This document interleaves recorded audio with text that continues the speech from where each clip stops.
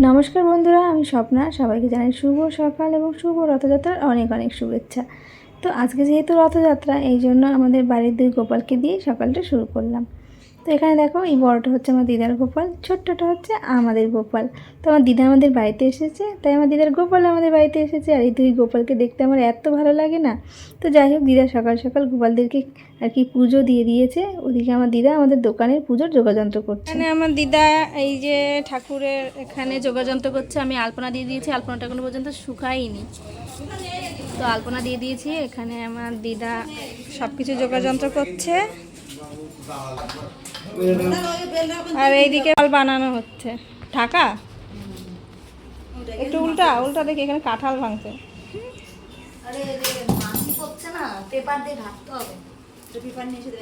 ওই যে, হ্যাঁ রেখে দে রেখে দে।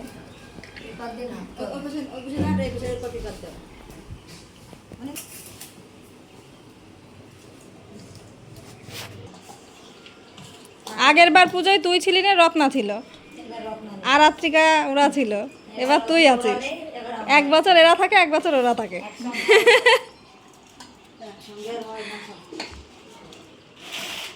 এদিকে ফল বানানো হয়ে গেছে, মা ময়দা মাখছে। মায়ের ময়দা মাখাটা হয়ে গেলে পরেই আমি আর দিদি মিলে দুজনে লুচিটা বানিয়ে ফেলবো। লুচি আর সুজি হবে। ওদিকে ব্রাহ্মণ আসারও সময় হয়ে গেল।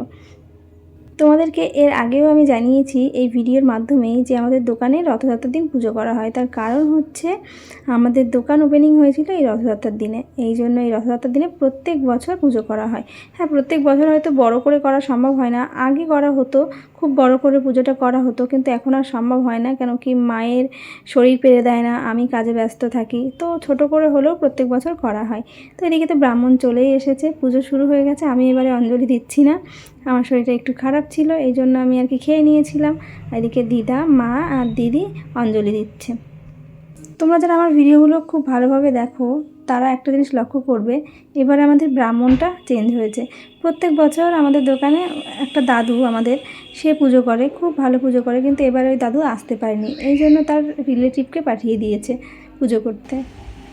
এখানে অঞ্জলি শুরু হয়ে গেছে, তো ওরা সবাই অঞ্জলি দিক, আর ততক্ষণে চলো তোমাদেরকে আমাদের দোকানটা একটু ঘুরিয়ে দেখাই।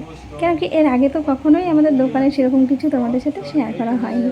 তো আজ যখন সুযোগটা পেয়েছি, এই সুযোগে চলো তোমাদেরকে একটু আমার দোকানটা ঘুরিয়ে দেখাই। তো এই হচ্ছে আমাদের দোকান, এখান থেকে শুরু হচ্ছে। তো আগে যখন আর কি আমাদের দোকানটা ছিল, আগের দোকানটা, সেটা খুবই ছোট্টর ওপরে ছিল, টিনের চালা দিয়েছিল।